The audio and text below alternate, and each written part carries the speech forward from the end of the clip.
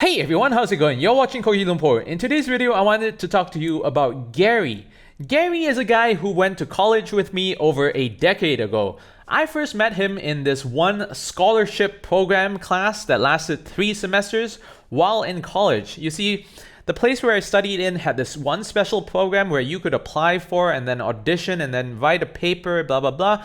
Interviews were involved in order to participate in a 3-semester long class that would teach you how to research, do a lot of things related to paper writing, and then eventually write your own thesis. Writing a thesis isn't a standard thing in America, so the few people who did got blessed with a scholarship across those 3 semesters, amounting to about $3,000 to $4,000 back then per semester, which wasn't enough to cover the out-of-state tuition that I paid at least, but at least it did cover people like Gary who were paying local in-state tuition. But that's not the point of this video.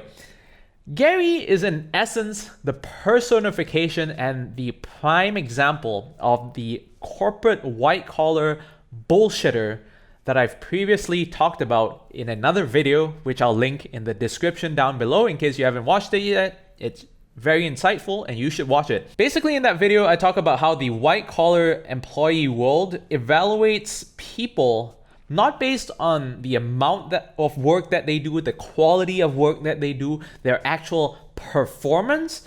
They're measured on the other definition of performance at work, which is their ability to act.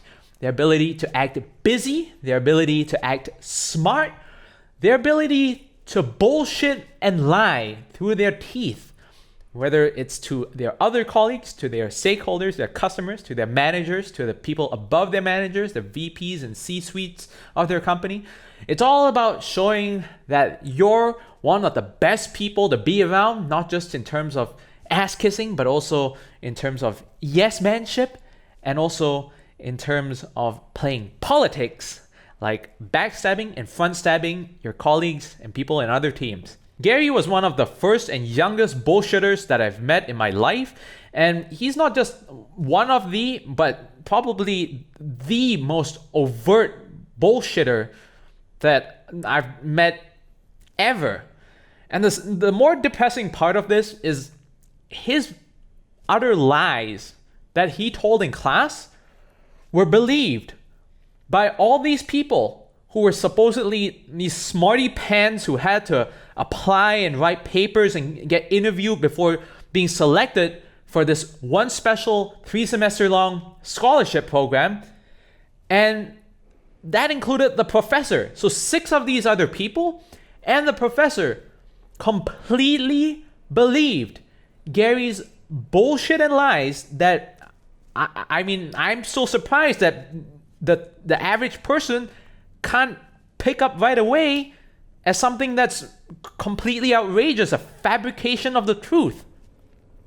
One thing that Gary said that stood out to me was really, he worked in a Best Buy after classes, right? So he worked there as a part-time student worker. Best Buy, for those of you who don't know, is like the Best Denki or Harvey Norman equivalent in America for those living in Asia, or Saturn or Media Market in Europe.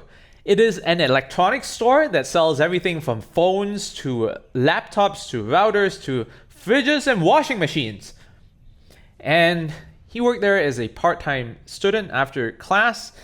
And one of the things that he proudly proclaimed during spring one day, this was about March or April, I think, was that Apple had told everyone in Best Buy about the details of the next new iPhone. Now keep in mind, this was already the time where Apple started releasing their new iPhone every September during fall. And this was over a decade ago. So back then, the iPhone was Apple's biggest product, to the point where people would literally line up in the cold in New York City at night, the night before the launch of the new iPhone the next day, just to be one of the first people to buy it. It's an extremely big deal. And what this guy is telling all these 6 other people and the professor is that Apple supplies information, specifications about the next new iPhone to employees of retail electronics stores 6 months before they even announce it to the general public. Now keep in mind, he works in Best Buy. I need to drill this deep inside your head. He doesn't work at a freaking Foxconn factory, which might make this lie a little bit more believable at least. But there is no way in hell that Apple tells retailers any piece of information about their next new product when they're 6 months away from launching it to the public. Zero. They're not telling anyone in Best Buy. And even if they did, they might like tell the CEO and the VPs and the investor board of Best Buy, if they even do that. There's no chance that they're going to tell like the store managers of those individual retail stores, especially the one in the small town that I was studying in at the time, let alone a student like Gary who was working part-time on the store floor. But here he is in one of those classes telling everyone, oh, I know about the new specs of the new iPhone, because I think there was a discussion or something about Apple and like what the new iPhone and speculation of the specifications, all that. He was like, I know all the specifications. Apple's told all of us in Best Buy, and we're under NDA, so I can't really tell you guys, but I know all the specifications, guys. And then everyone was like, oh my God, Gary's so important. He works in Best Buy and he knows the new iPhone specs. Wow, he must be really intelligent. And that included the professor. And I was the only guy in that class who was like, this guy's a bullshitter. An overt, outright liar. But how are these people believing him? They're in awe. They're worshiping him like he's the second coming of whatever religious deity that you choose to believe in. And not only that, back in those days, rooting Android phones was pretty popular. So this was at a time where it was the crossroads between rooting an Android phone takes a lot of effort because you have to connect the USB and send a lot of commands over ADB to the phone, to when these one-click tools were being launched. So you could just plug your USB cable from your phone to your laptop and then download the tool and then click, literally one-click a tool, and then it roots your phone for you. There was one day, I don't remember which semester this was or if it was before or after the Apple story, but there was one day in this exact same class where, to further show off his geniusness, Gary went to demonstrate how to root an Android phone to the 6 smarty pants, 7 including myself and the professor. And he whipped out his laptop, he connected his phone, and clicked on the fucking one-click tool. It did its thing for a couple of minutes, and then the phone was rooted. And everyone's like, oh my God, Gary's a genius!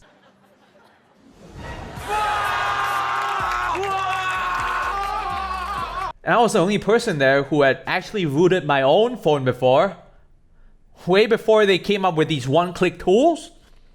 And I was not impressed. I was not only not impressed, I was horrified at the reaction of everyone else in class, like this guy had just turned wine into water by one-click rooting his Android phone. This is the kind of person that they choose for promotions and raises when they're in their white-collar job.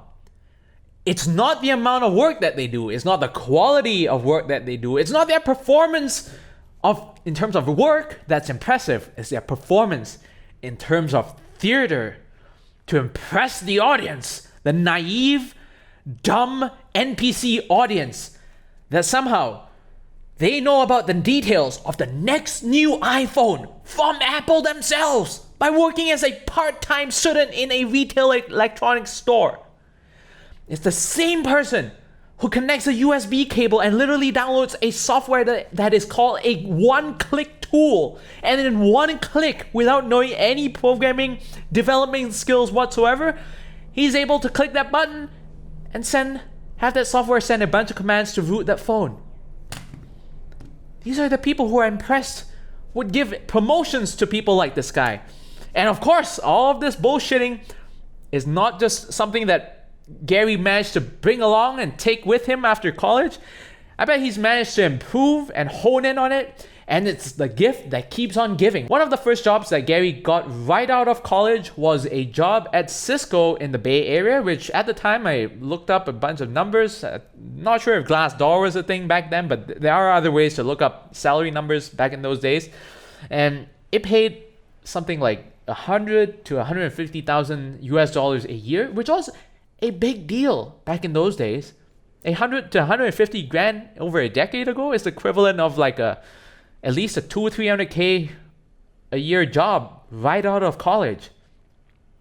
And within 8 years, of course, Gary had climbed up the corporate ladder to become a director at another tech company, also in the Bay Area, whose salary figures I just looked up, and their pay scale on Glassdoor for a director position at that company is between 217,000 to 316,000 US dollars a year in just 8 short years after graduating from college. If that doesn't convince you how much society and the white collar world reward liars and bullshitters, I don't know what will. Maybe more stories, which I do have in my back pocket over here, because there's, as an autistic ADHD person of sorts, I have a keen, I guess, sensor to detect bullshitters extremely quickly, especially when it comes to fields of knowledge that I'm good at. Like, I pick up on bullshitters like that. I have a lot more stories, but I hope you enjoyed this one about Gary. Let me know what you think in the comments down below. And of course, past that 8 years later, Gary has now become some kind of angel investor and co-founder of various startups in the tech industry, which probably yields him even more money every single year. What a life. That's it for today, and I hope you learned something. See you all in the next video. Goodbye.